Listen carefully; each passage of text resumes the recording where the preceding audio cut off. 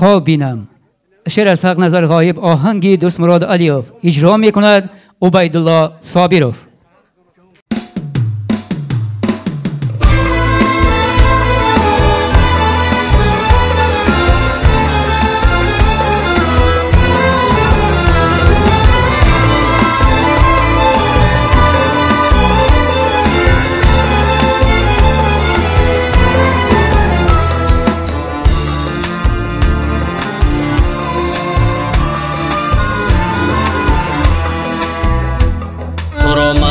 که هر شب خواب بینم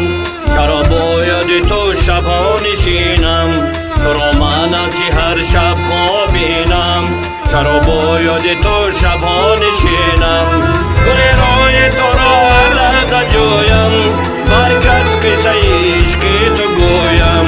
گل روی تو را هر لحظه جویم بر کس قصه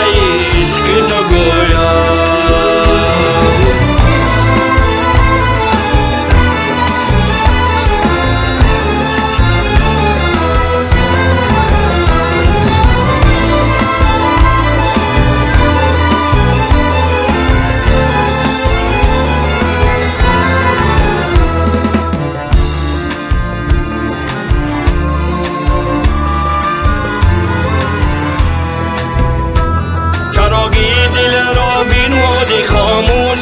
عجب نکرده ای که ما فراموش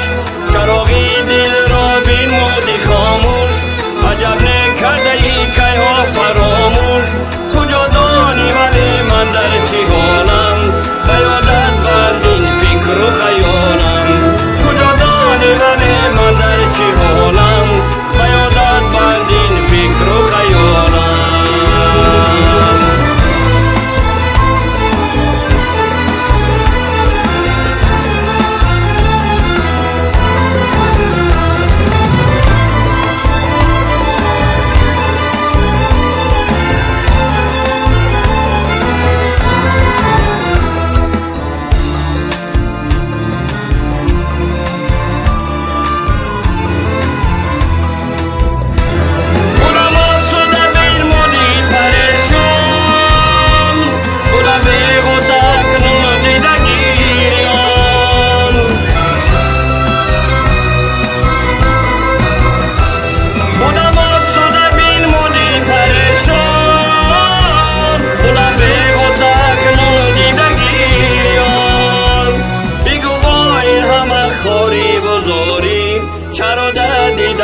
دل جای داریم بگو با این همه خاری و زاریم چرا در دیده و دل جای داریم بگو با این همه خاری و زاریم چرا در دیده و دل جای داریم چرا در دیده و دل جای داریم چرا در دیده و دل جای داریم